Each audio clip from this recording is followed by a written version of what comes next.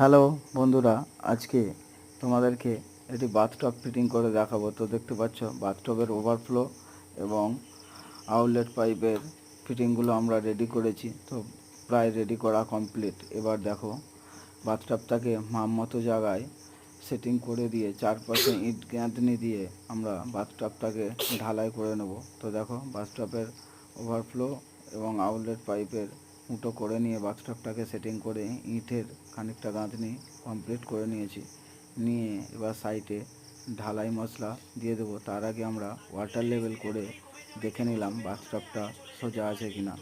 তো অবশ্যই বাথটবটা ফিটিং করার সময় ওয়াটার লেভেল করে নেওয়া খুবই জরুরি। তো ওয়াটার লেভেল করে দেখে নিতে হবে। তো দেখো বাথটবটা ইট গাঁথনি করে খানিকটা অংশ আমরা রেডি করে নিয়েছি। পুরোপুরি রেডি করে নেওয়ার পর এবারে বাথটবের ইনলেট পাইপের কানেকশানগুলো রেডি করে নিয়েছি। তো তোমাদের ভিডিওটা কেমন লেগেছে অবশ্যই কমেন্টে জানাবেন।